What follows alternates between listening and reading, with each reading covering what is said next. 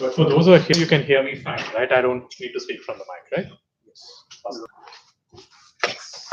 Good to start. Okay. All right. I had a plan. I was thinking of like talking about work as worship and all that. We can get to that, but if you ever watched wrestling, there's this thing called pulling an audible. Pulling an audible basically means that a lot of wrestling is scripted, but then at the last moment they decide to do a change of plans. And so someone comes in and says, okay, the outcome of the match has to change, and then things happen. You can read up online. There's this thing called the Montreal screw job, which was considered very bad. But anyway, my point is I'm planning to pull an audible as well. I have the work as worship bit ready, but I wanted to ask you guys one question. Based on what you tell me, we can decide what we do now. Okay. So, someone who attends these sessions fairly often suggested that it seems like some of us, at least some of us speakers, we may use words and language that not everybody will understand. In the sense that there may be some words that we take for granted that, like, just because maybe I've been hearing said word for a long time, I just assume, oh yeah, it's a part of common language. Everyone knows what I'm talking about. So I'll write a few examples of those. Tell me if those words make sense to you guys. And if you would rather have us like spend 10, 15 minutes defining some of the words so that life is a little easier later on when like you come for other sessions and you hear other people. And if you're like, super comfortable, no issues at all, we'll go back to work as worship. Fair plan? I'll write some words. Tell me if they make sense to you. If not, we'll try to define them. And if there are other words that come to your mind, you tell me about those. We'll try to explain those as well. And we'll spend maybe like 10, 15 minutes on that. And if it turns out it's taking longer, let it take longer. I really don't care. I would rather make sure we all know what we are talking about than like bring something new in and then be like, okay, the mess continues. So let's make it a little less messy if we can. Okay. I just put a bunch of words that came to my mind and I wrote some when I was on my way here. You all will have to give me other words that you might have heard where you're like, what was the speaker trying to explain? Okay. The ones that I had in mind were chanting. The other one was rounds. Chant your rounds, like rounds of what, right?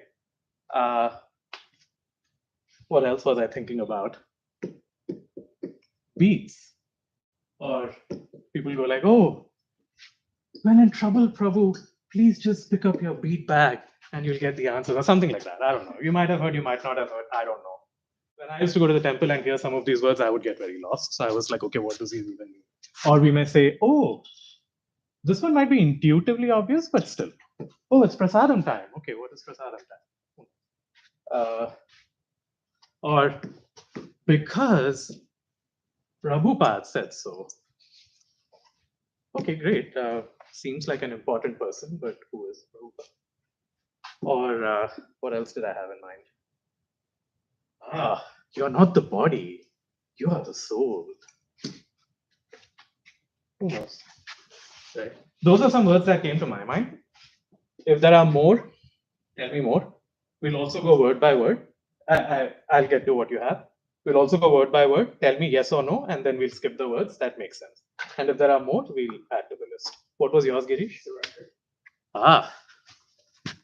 Prabhu, you're just so caught up. You just need to surrender. Or Mataji, whatever. To surrender. Any other words that people have? Mind versus intelligence.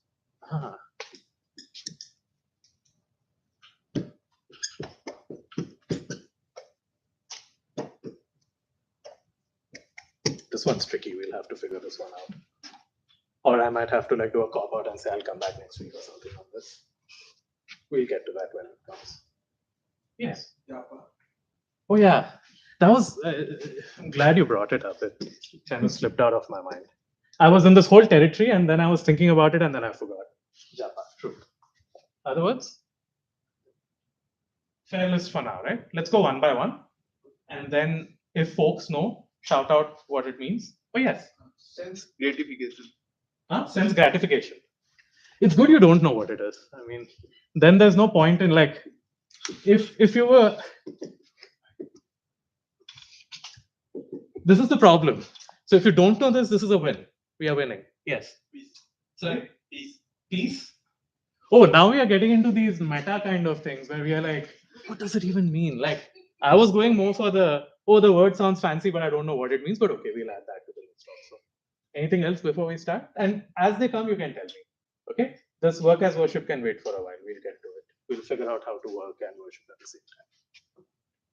Good enough list for now. Japa. Any ideas? What is Japa? Girish? Any thoughts? Yeah, that is Japa. You could also, pictures worth more than 1,000 words, but still, some words would also help. What is Japa? Meditative chanting. So, what is chanting? We also have chanting on the list. Japa is chanting, so then what is chanting? Hare Krishna, Hare Ram. That is a mantra, but okay, fine.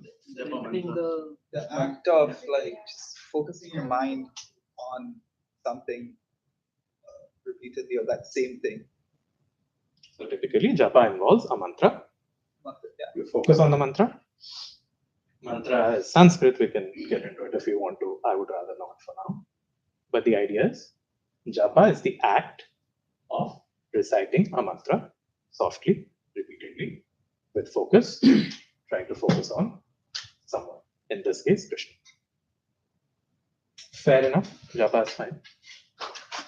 Japa is done. We had chanting because we also said Japa is chanting. So have we hit like two birds with one stone, or chanting is still clear? Chanting is again, the idea is there's the Hare Krishna Maha Mantra. You could also chant a bunch of mantras.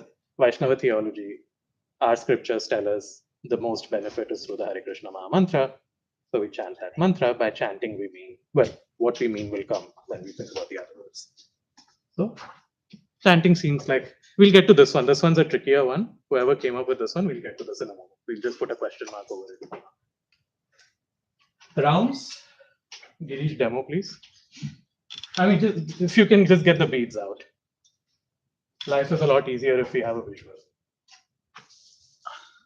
So some people trying to chant would want to be able to focus.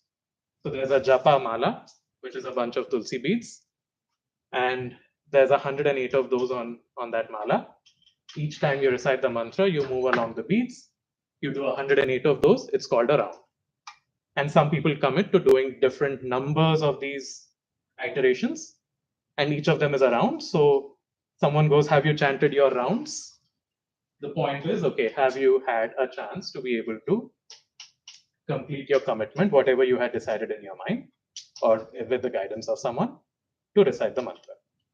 So did you do your rounds, or you should do your rounds, or why haven't you done your rounds? Those are the rounds we're talking. Rounds is done. Beads is done. Those are the beads. So we finish that. The bag in which it is your bead bag. So that is done.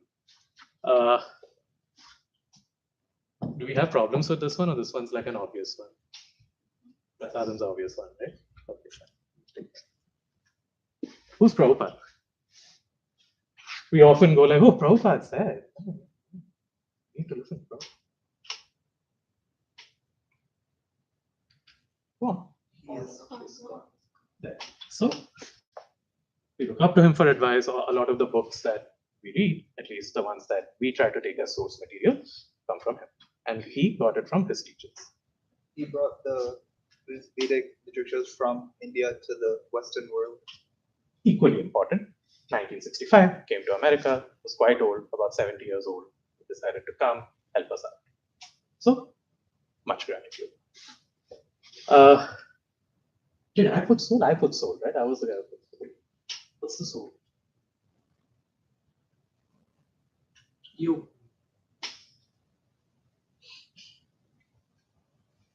Atma, or who you truly are. Your spiritual form. More thought. Thought of Krishna.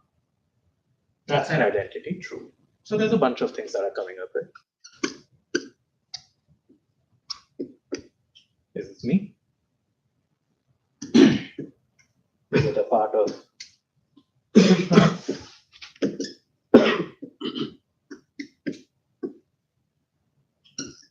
I mean, this was the you part, right? Okay, so soul is basically what drives us. Like the body is a machine. What runs it is the soul. Soul is the actual essence of our existence.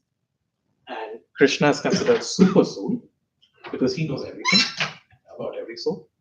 And then we are like tiny infinitesimal spirit beings. And the soul is the true identity. And then the body is the instrument. The soul is what actually drives us. So when we die, the body changes. The soul is indestructible. The soul remains. It goes from one body to another. And in an ideal scenario, it doesn't stay here. It goes back to where it came from, which is it goes back to Krishna. And then we are there happily serving Krishna in whatever shape and form is meant for us. But soul is the essence of our existence.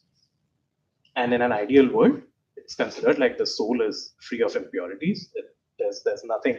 It's in its Sat Chit and Ananda, which means it's eternally happy, blissful, full of knowledge. So that's soul. And soul is within.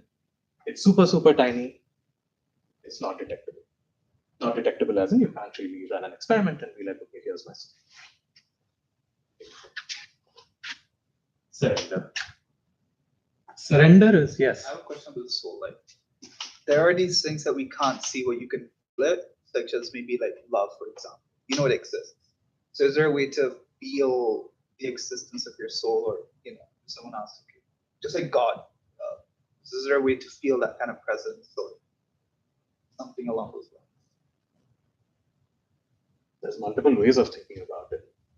One would be one that immediately comes to mind is that if not like, I mean, the fact that as an experience, at least for me, that I can kind of distinguish between the fact that, oh, this seems to be me thinking about the body versus this kind of imperceptible feeling of, I do have a body. But it just seems like I can kind of see that this is just an external thing.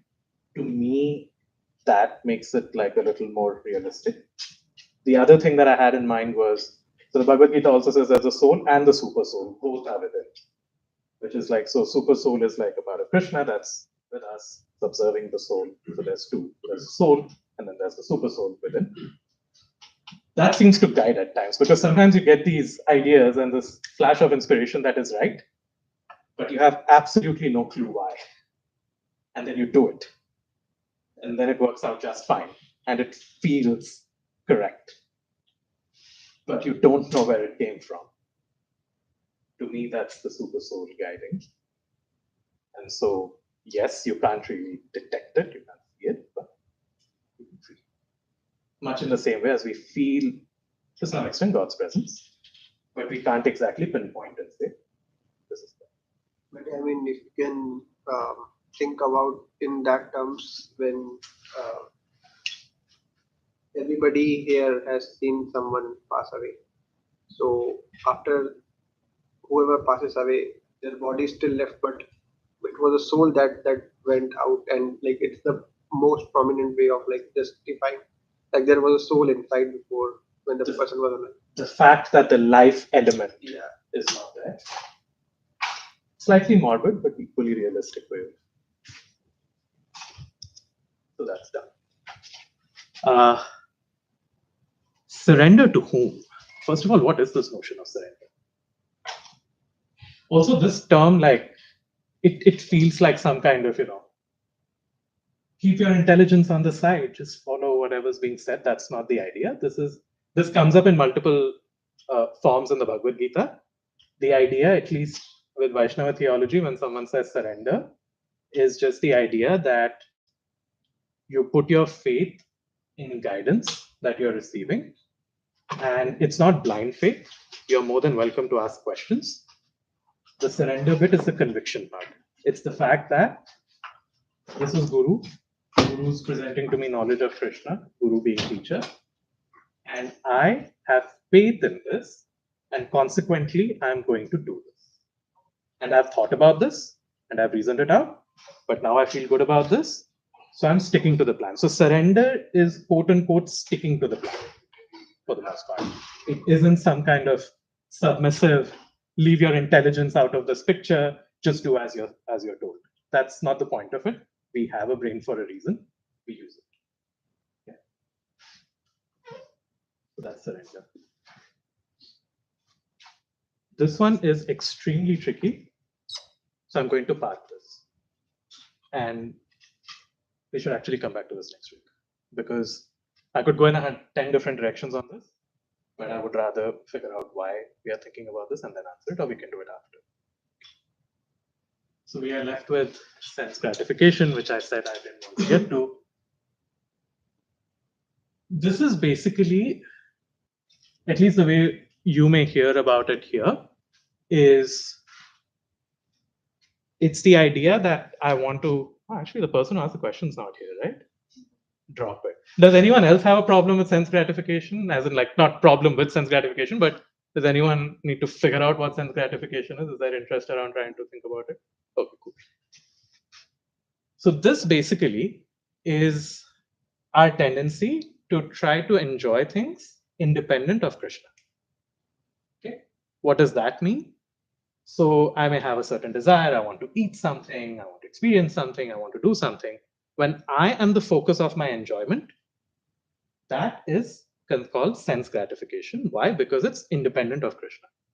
Now, why is this so important? Why does it have to be that thinking about Krishna, not about myself? Because the idea is that we are, as souls, dependent on Krishna. And so it's a loving relationship. So the way Vaishnava philosophy explains it is that there's Krishna and there's us.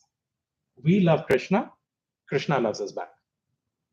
And so it's not about me trying to independently find my own joy and my own enjoyment.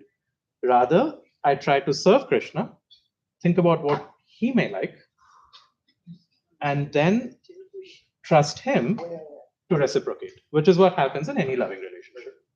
You do something for the other person, they reciprocate on the basis of whatever you want. So the whole idea of me saying I am responsible for my own enjoyment and I would rather prioritize my own enjoyment and do things in a way that makes most sense to me without considering like what scriptural guidance might be or what someone I look up to might be trying to explain to me, that is gratifying the senses. Okay? And at an experiential level, people say it's not a great idea because it also feels a little important. Because I may do a lot of this, I may try to enjoy independently. Often, people come to a stage in life where they are like, okay, something about this feels a little off. This is not as satisfying. And then at that point, people may say, okay, is this because I'm trying to be independent of Krishna or whatever? And then try to engage in an exchange where you're trying to serve Krishna in different forms, which we'll get to in our work as worship probably, or in some other point. But the idea, the larger concept being, I'm not trying to take charge of my own sense enjoyment. I'm rather trying to please Krishna and say that, okay, he knows what I want, he'll reciprocate. But like in day-to-day life, we do so many activities when we don't even think about that. If I am doing something in this with respect to God or Krishna, but so is this something in that direction? As in? As in, we do day-to-day activities, a lot of day activities in the day, but we may not think about is it something that will make Krishna happy all the time. In an ideal state, we would be able to. Yeah. In a realistic state, almost none of us do that. And that's fine. Fine in the sense we start somewhere. Yeah. And then we try to slowly, incrementally work our way up. Which is partly why I wanted to talk about what I wanted to talk about. Because our work is also a big chunk of our life. And then the question becomes, okay, if Krishna is saying, if sense gratification is such a big problem, then what do you do? How do you work? How do you do that? So it's a fair point. Ideal state is we're somehow able to think about Krishna always. Realistic state is hopefully we'll occasionally think about Krishna and then keep building on it incrementally.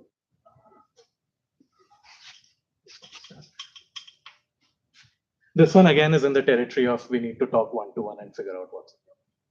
So we'll talk one-to-one, we'll figure out. Similar for this as well. Any other words that people wanted to define before we actually went to work versus worship, or if there are other questions we can talk about? The free flow.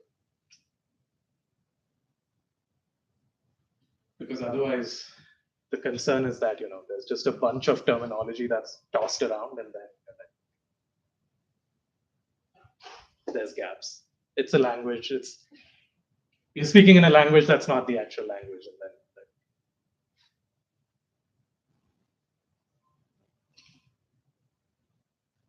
Okay, I take that as there are no other words that come to people's mind. Yeah.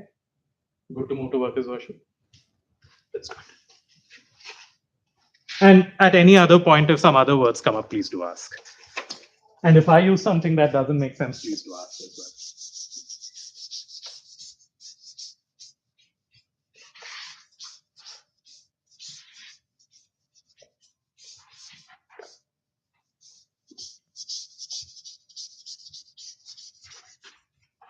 Okay, so going back to the question that came up, which is like, hey, we do a bunch of things. It's not like we remember Krishna all the time. Then how does this whole plan work? So I wanted to actually think about this in 3 different parts when I said work as worship. One was to kind of expand on this notion that work is unavoidable. Okay. But then thinking about Krishna is also unavoidable.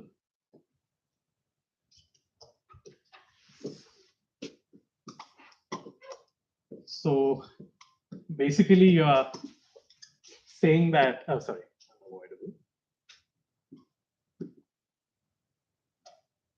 So basically you are saying that you have 2 different activities that you somehow have to engage in, and both are somehow unavoidable and will take up a good chunk of your time, which we'll also get to. So then the question becomes, how do you put these together, right? So the only way probably is to somehow merge them, right?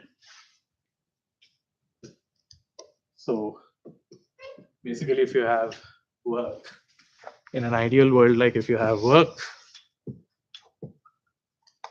and you have worship, at the very least, there has to be some part which is a bit of both, if not entirely overlapping. So the question becomes, okay, how do we get to this then? First of all, are both of these true? If these are true, how do we get to that? That's kind of how I was thinking about the whole thing, and we'll go step by step, see what Krishna had to teach in the Bhagavad Gita. Most of it is focused on chapter 3 of the Bhagavad Gita, with occasional smatterings of other chapters. Okay. So, work is unavoidable. Is this true? Yes. Someone very confidently said yes. I couldn't see, but someone was very confident. You? Why? There's something has to pay the bills. Okay. I mean, to sustain. So you need something to sustain. Yeah, I get it. Sustenance. Okay. Any other reason why work is unavoidable? Yes. It's your duty What? It's your duty, is what you said, Rishabh? Okay. And what did to you grow. Sorry? To grow. To grow. Okay. Growth.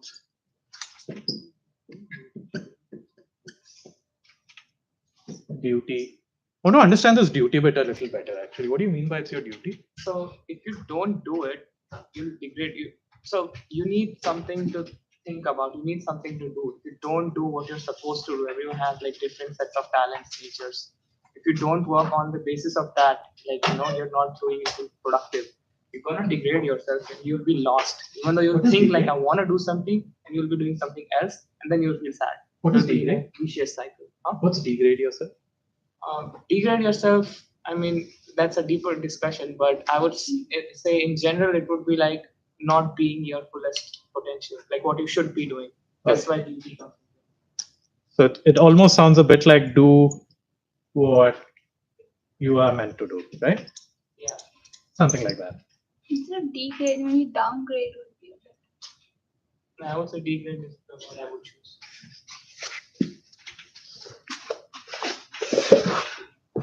I only have one way of resolving this.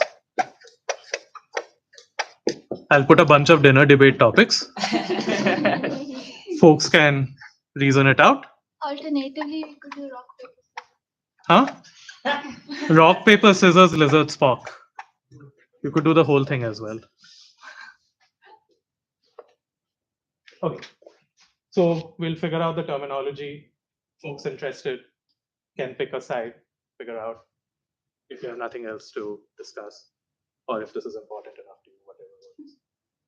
But either way, the idea being the larger message of both the words being, if you don't do what you're supposed to do, something not right will happen. More or less. Fine. So duty part is fine. Growth makes a ton of sense. Somehow you have to pay the bills. Any other thoughts on why work is unavoidable? Yeah. It's in our nature. Like, Okay.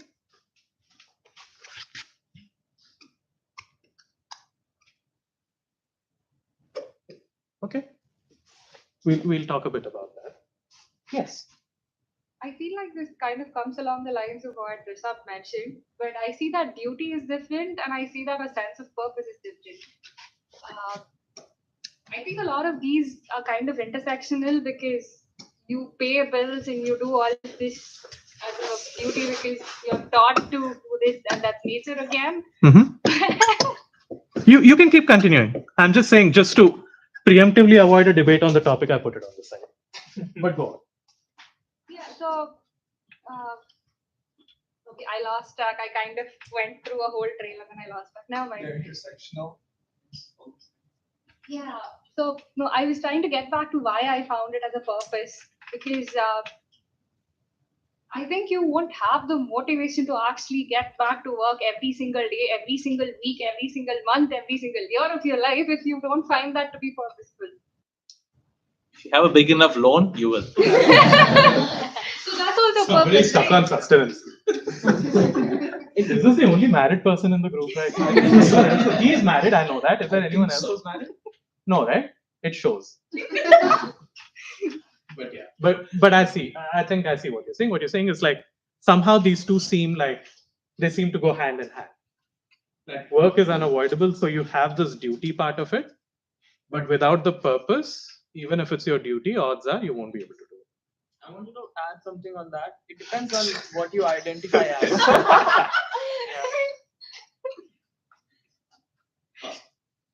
Other things? And if not work, what are you going to do? Like, if you were to just sit idle, your mind is always going to be thinking about something. So, the sense. Almost comes into nature. Yeah. Can't not do. Yeah, sure. Cool. Okay. All of that is very valid. Apologies for cutting short the purpose versus duty bit. We'll come back to that. But so all of this makes a ton of sense. There's also a couple of additional pieces of guidance that Krishna also gives in the Bhagavad Gita. One, which goes back to the idea of nature that Girish was bringing up, is that the soul by its very nature is active. So there is no such thing as the soul being inactive. There is action. There's always action. So there's no such thing as not being active. Even from our day-to-day experience, like even in a state of doing nothing, at the very least we are breathing. So there's some kind of activity. If you don't breathe well, you can hold your breath, but at some point you'll have to breathe. So part of it is that this is more of an expansion on what Girish was saying. It's our nature, as in soul's nature is to be active. So it needs activities, it needs work. So there's no such way of avoiding work. The other part to this, which also Krishna explains in the 3rd chapter, is the counter, which is what if I say A, but I don't want to work. I don't renounce. Like sannyasis seem to renounce, and it seems to work out just fine for them. Maybe I can do that too. Krishna says, nice try, Arjuna, but no. So essentially, that's what he says. The idea being is Arjuna, which I think Karthik was talking about a couple of weeks ago, where he was like, not about the nice try, Arjuna, but about the part where he said he doesn't want to fight. So a couple of weeks ago, when Karthik was talking about how Arjuna is like, oh, he gave a lot of lovely arguments for why he shouldn't be fighting the battle of Kurukshetra, and Krishna said, no way, please go fight.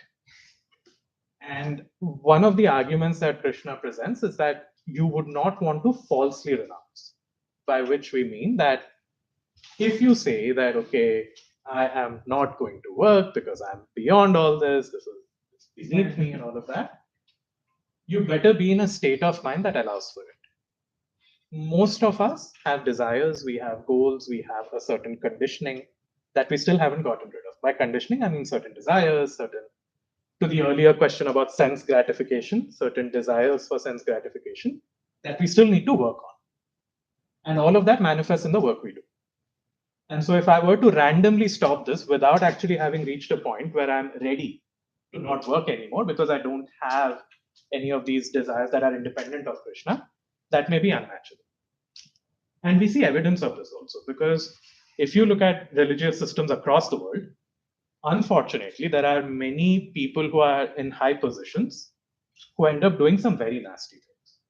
And I don't want to talk about them in detail, but we've read enough to know that there are many like priests and monks and people who we've read about have had some rather unfortunate circumstances. In part, I don't want to speculate on why they did what they did, but in part, it's because it's just they were trying to hold themselves to a standard that they were not there at. And consequently, you try to impose this system of, okay, don't do this, don't do that, renounce, blah, blah, blah, breaks down. Why? Because the mind is not there yet. The sufficient purification, but you're just not there. It's not your state. Your state is to work. Your state is to think about all these desires, what to do, and you're trying to impose something.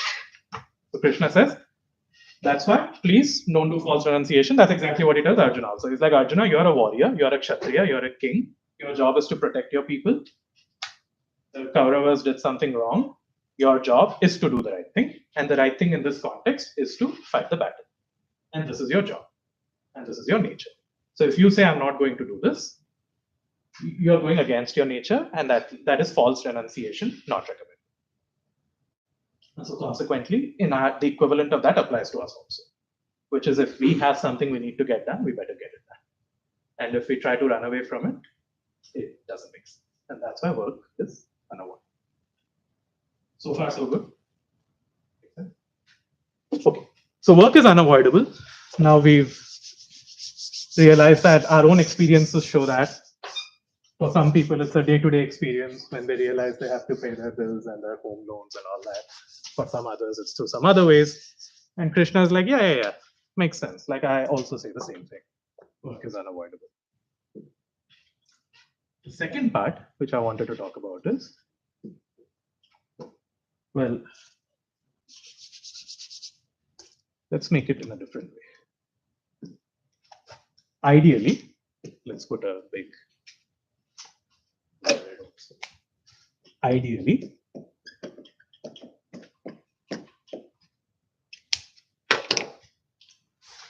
constantly remembering Krishna is also unavoidable, or should be avoided. Well, let's go with this also.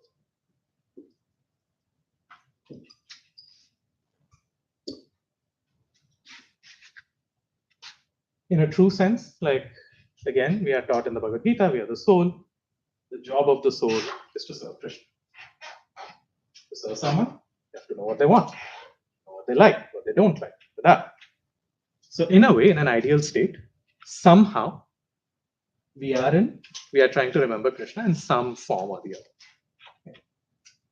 Why? Krishna said so, great. But why? Because Krishna also says in the Bhagavad Gita, in fact, not once, but at least twice, that if we constantly think about him, if we are trying to constantly serve him, then when the time to leave comes, we go back to him. We go back to whatever it is that we are meant to do with him, the spiritual. And he says it twice. So he says it once and at least twice. I don't know, maybe my reading was not careful enough, but I at least see it at the halfway mark and then in the end. Bhagavad Gita has 18 chapters overall. In the 9th chapter, he says it in one of the verses, it's 934. And then towards the end, while wrapping things up, he again says the same thing. When God repeats something, odds are it's rather important. So Krishna is like, hey, remember me, try to serve me, think of me at the time you die. Easy breezy. You'll come back to me. We'll have fun. Yeah, okay. Sounds like a plan. At the very least, like if you're trying to some extent, incorporate Bhagavad Gita into your life, you would be like, okay, he's the speaker. He's giving us a plan. Maybe we try to stick at least to the extent we can to the plan. Consequently, constantly remembering Krishna is in a way unavoidable. Like you would want to be ideally in a position where at least to some extent you're trying to think about Krishna, if not in a second. And the other like interesting part here is that this is also not like this is not a passive activity. That's the other part. That's what makes it more complicated. So it's not just like, okay, I kind of remembered and it's great. Like there's actually 9 forms of service that you use to remember Krishna. One of them is remembering him, but then there's a bunch of activities that come up. There is being able to chant, chanting, as we were talking about before. There is hearing about him. There's remembering him. There's reading about him. There's maybe offering services. So even this whole act of constantly remembering Krishna is also not one of those where you're just like, okay, there's like 2 parallel tracks playing in my head. There's Krishna, Krishna, Krishna going in one direction, and then there's the work going in the other direction. This is actually a significant time and energy investment. There is a set of activities that are suggested to whatever extent one can. So the idea is you have 2 different demands on your time. You have the work part, and then even this act of constantly remembering takes time and energy. And somehow they are 2 big chunks of our life, and the question becomes, well, somehow they need to get together. Because otherwise, there's only so much time in a day. How are you going to do both? Question? Thoughts? Comments? Completely lost the plot somehow. I guess it's gonna be a later on. That's okay. I was just gonna think like, how can we? Okay, we need to put in time to constantly remember Krishna through those activities. But now, what if when we're working or in our material life, how can we try to constantly remember Krishna, even though we're not directly engaged in remembering him? Your gut instinct was right. We will get to that. Yes, I just thought. Is there any other question? Did I see any other? That was imaginary. All right. So then we now come to the bulk of this, which is okay. So work is important. Worship is important. How do we do work as worship? And that's why I didn't go with work is worship. I went with work as worship. Because ideally, we would want to do it in a way that Krishna suggests we do it in, to be able to actually make it right. So with work as worship, there's really 3 parts to it. One is, how do you select your work?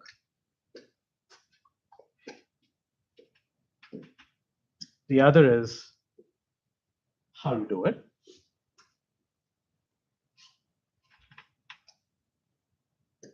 And the third is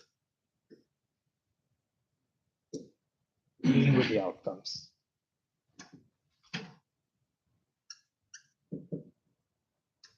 And Krishna provides us guidance across the Bhagavad Gita on how we can do all 3 of them. So how do you select your work, how do you do it, how do you deal with the outcomes, in a way that's consistent.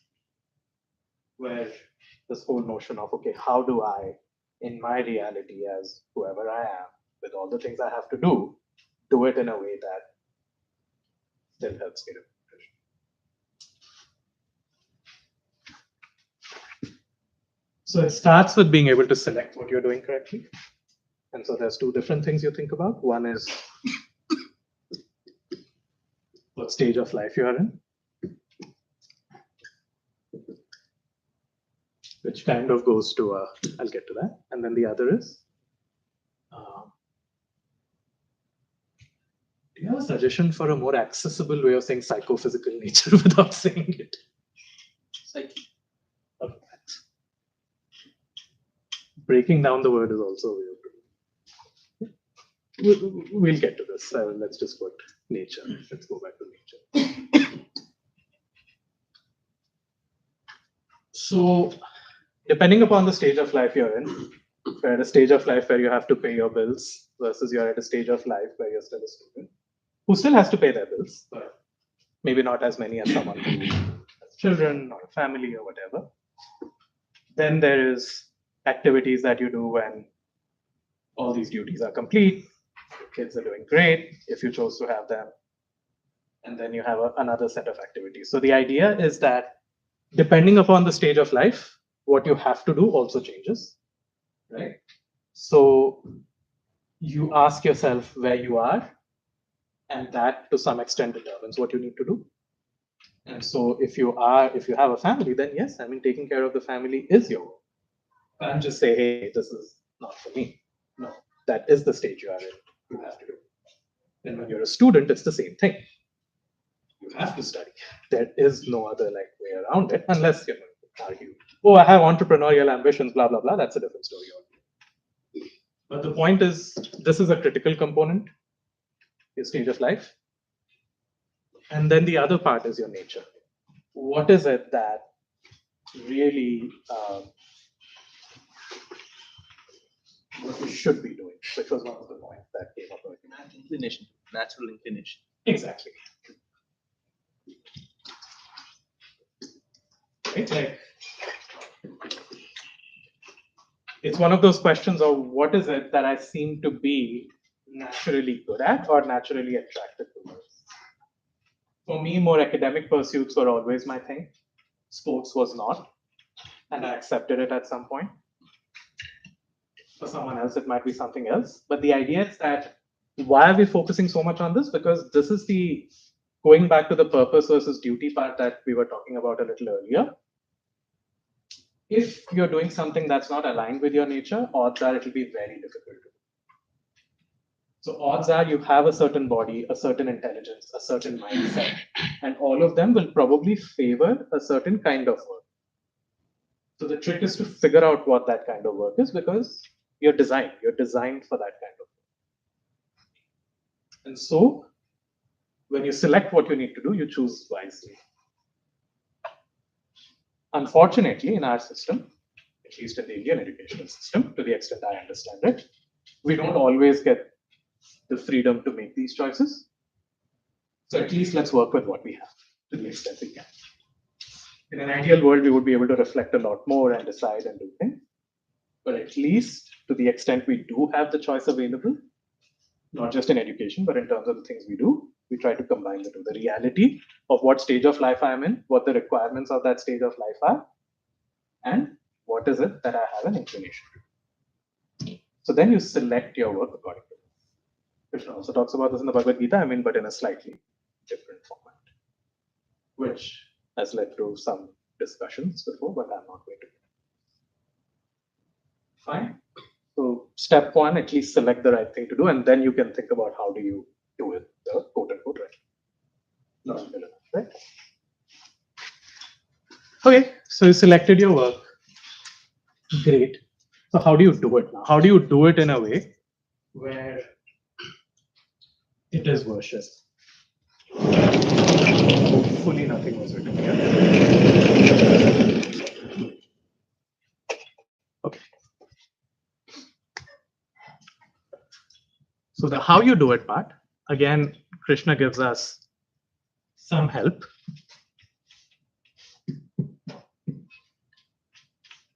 Give me a moment. Because all that I'm going to forget.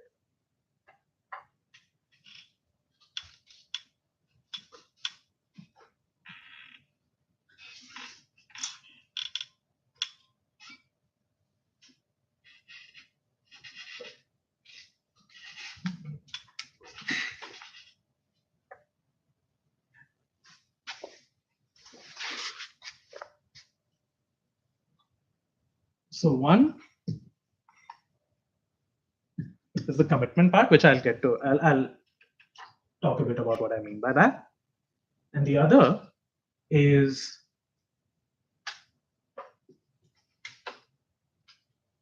dependence on Krishna as you're doing the work.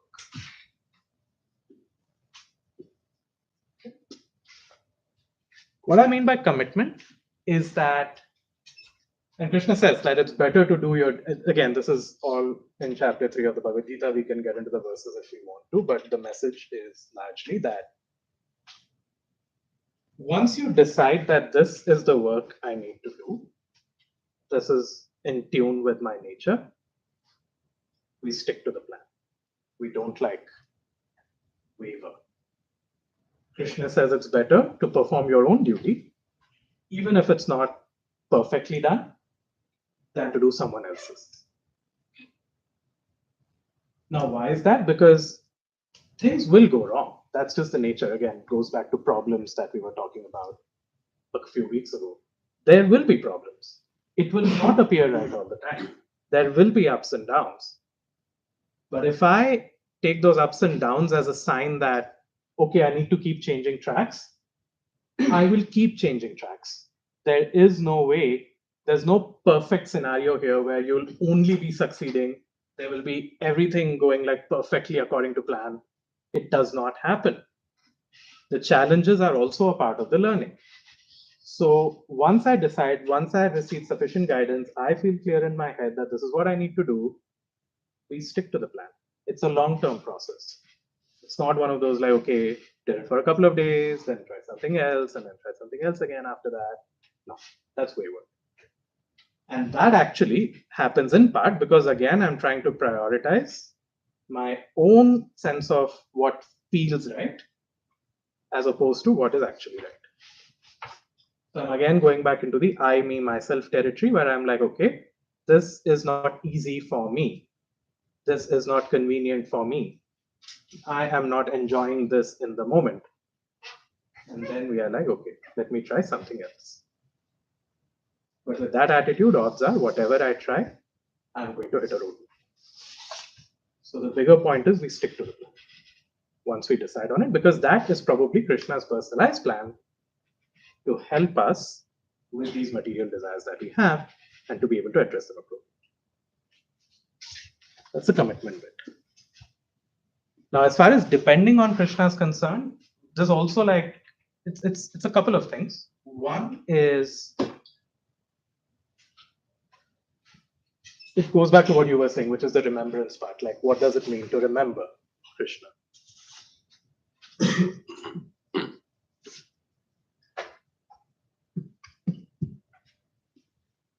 So Krishna provides an easy way out for this, which is that, so again, in a couple of chapters in the Bhagavad Gita, Krishna actually points out how you can see him, if you will, in your day-to-day life.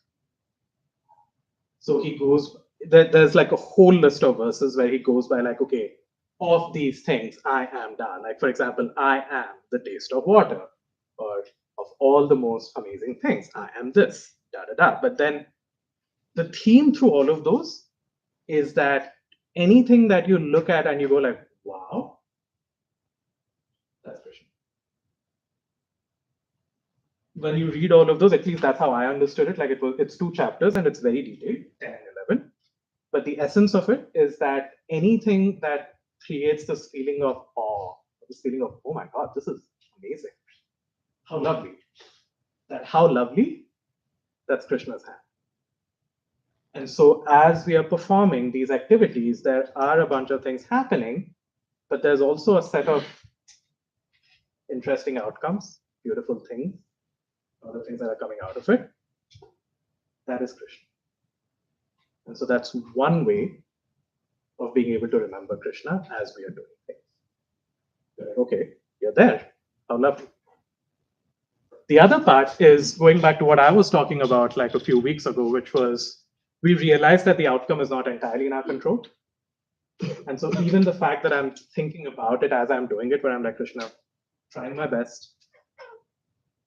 Don't know what the plan is, but I'll do what I can. We'll see where this goes. That is being able to remember Krishna.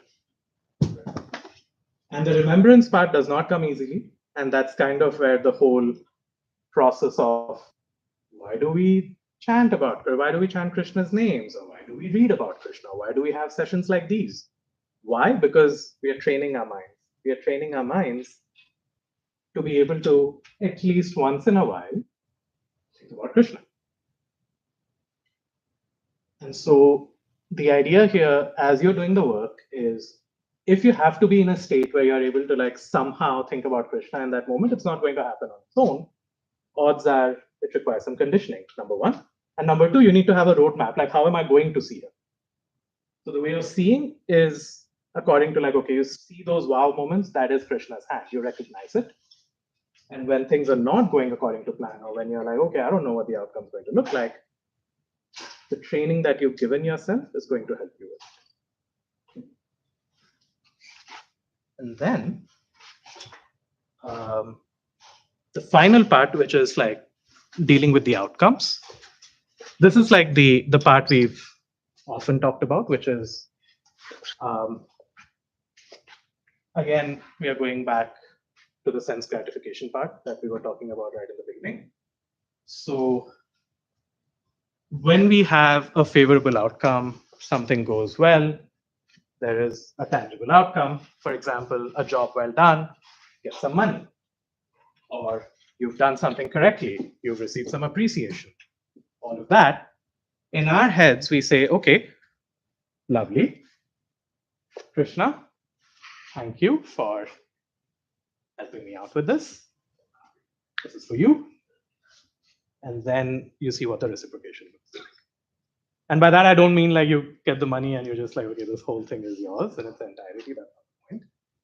But the point is just that awareness that the outcome came due to Krishna helping me out with all those things that were happening in the background to help this. And so, as your investment in that relationship, you offer something to Krishna.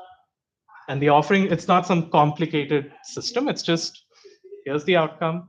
Thank you so much. This is for you.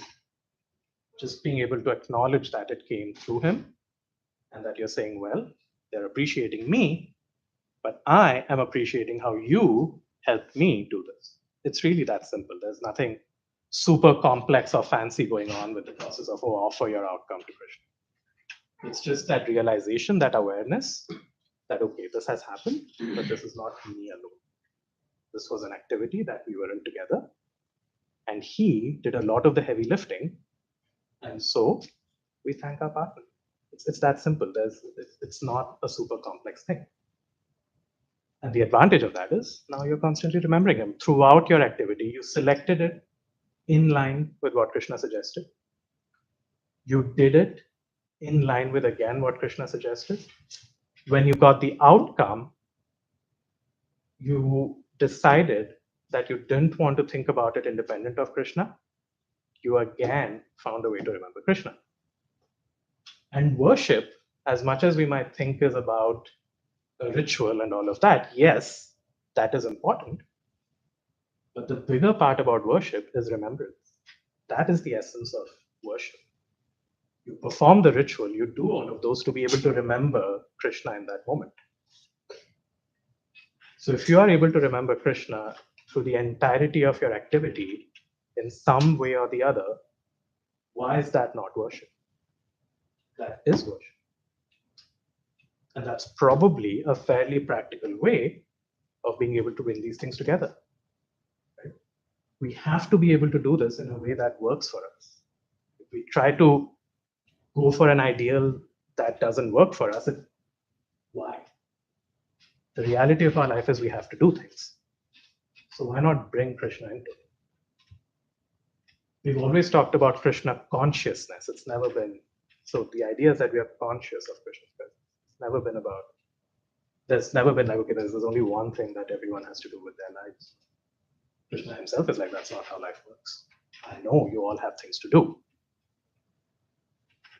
Bring a taste of Krishna into the world. Don't get away from the world. I just want to add like a commentary on that.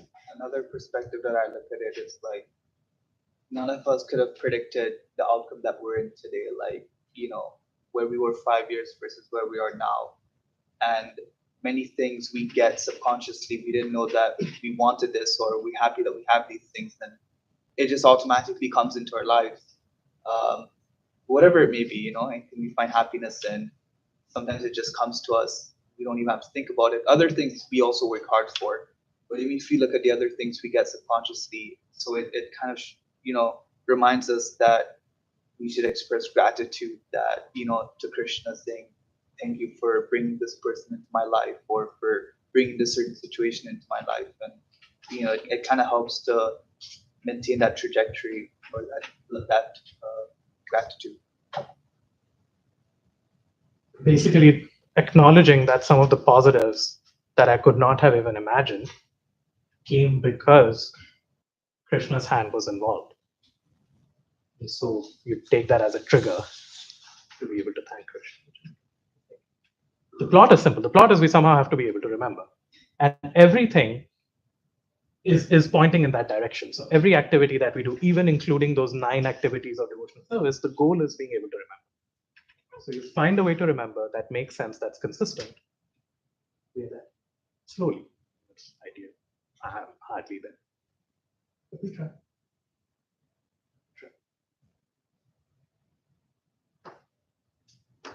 As the Looney Tunes would end, as that's all, folks, that's what would come in the end. So that's it. That's all I had to say. If you have questions, we can talk. Otherwise,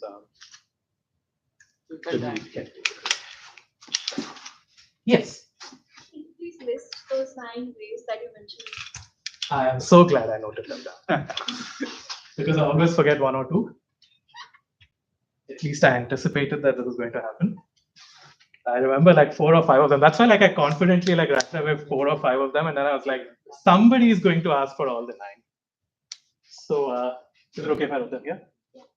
Right. Let's go with the ones that come easily to me, not in terms of doing them, but in terms of remembering them. So one is hearing about Krishna. I was so tempted into just leaving the letter K and being like, it's fine.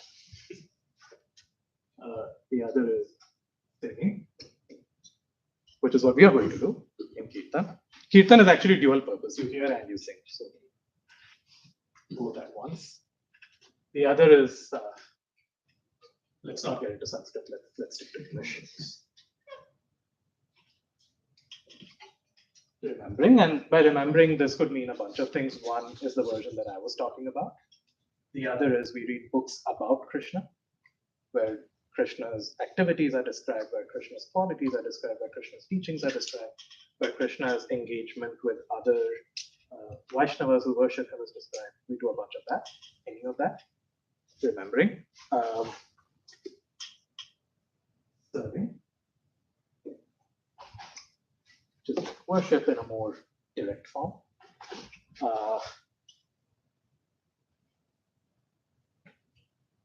How do you distinguish between Pada Sevanam and Vandanam in a way that is going to be?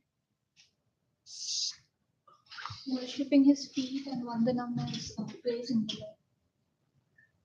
I like that. Let's go with praising the Lord. Okay. And then we have. So some of these are activities and some of these are mindsets. The one that I'm going to write now is more of a mindset than an activity by itself, which is, if only my vision was any better, I would focus. But anyway, so we're going with, there's a feeling of, it's funny how things come back a full circle, right? I was talking about one of these, so Karthik, before you came, we did a bit of that, let's explore some of these words kind of a situation, and surrender came up there. So surrender is one of those, which is more of a mindset as I was trying to share before. It's not about blindly doing something. So where are we? 1, 2, 3, 4, 5, 6, 3 more to go.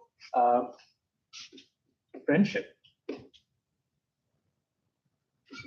with Krishna. Being able to, again, mindset. Prayers, which, again, there's wonderful bhajans that a bunch of people have written. You have the talent, you could also write your own. There's offering prayers. And then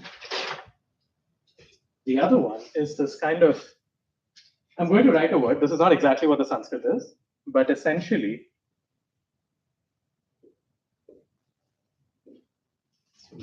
But by that, in this particular context, what we mean is this kind of mindset that I am Krishna's instrument.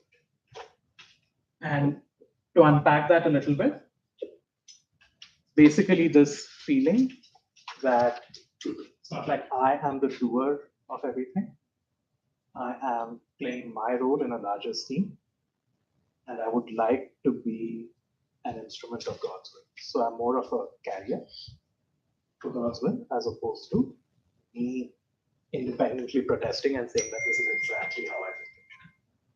So it's some kind of alignment with God's will. That's right. Hopefully that I'm. Yeah. All right. Another question.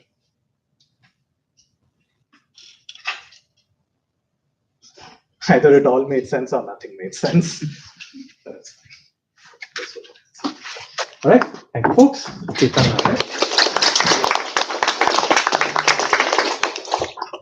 We have Kirtan now, and there are a couple of now.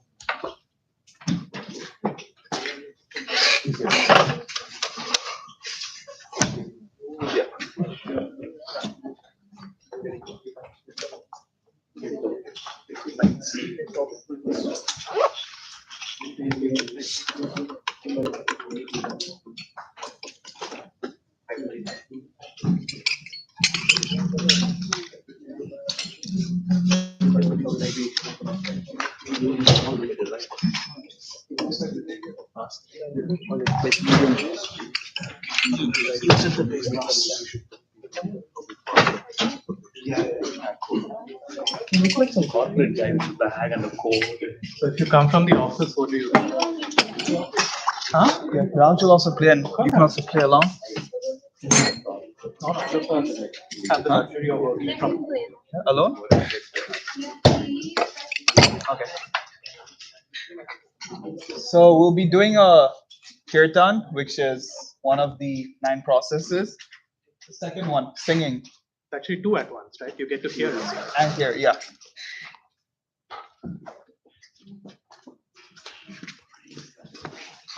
This is uncomfortable to play like this.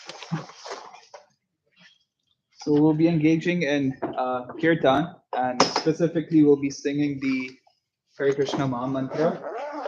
For those of you that may not know, you can follow along quite easily. It goes Hare Krishna, Krishna Krishna, Hare Hare, Hare Ram, Ram Ram, Hare Hare. And if anyone would like to close your eyes, meditate on these words, or clap along, sing along, whatever you feel.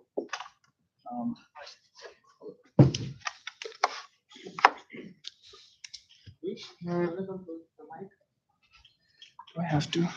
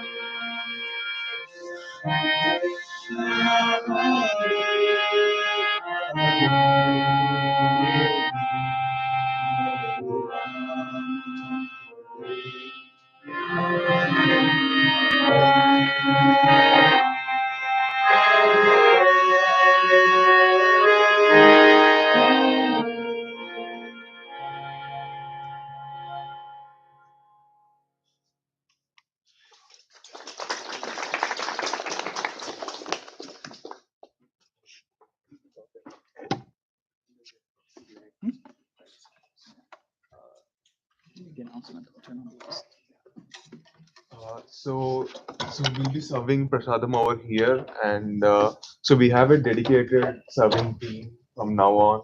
And thank you so much for those who have been serving until now. So the other thing is like we have Diwali coming up on 31st of August, and if any one of you would like to volunteer, like please join. Oh, sorry, 31st of October. I'm sorry. And if any one of you would like to volunteer, like please join the WhatsApp group. We've started posting some updates regarding that. Thank you.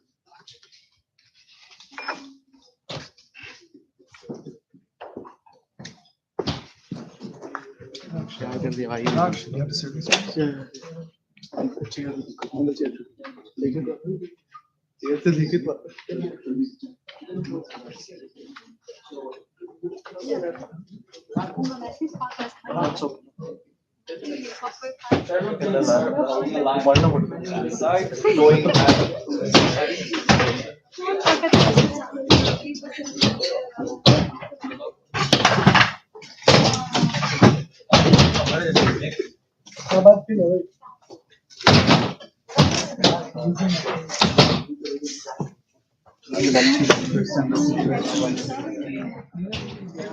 have it permanent, so they want to keep the practice.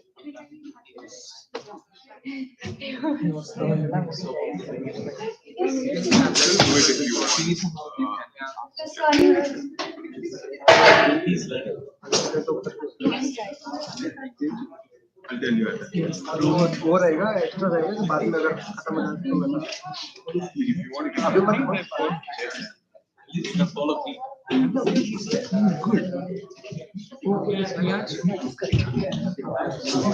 best you make some.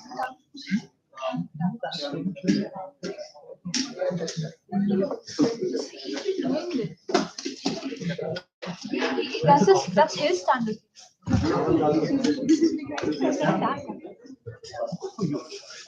For people who know singing, it's not.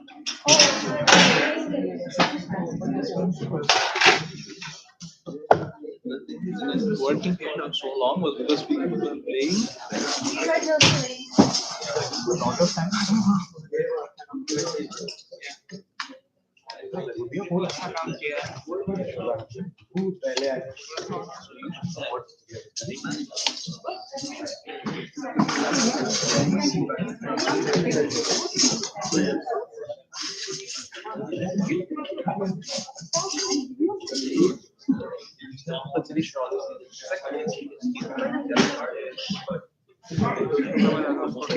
Guys start.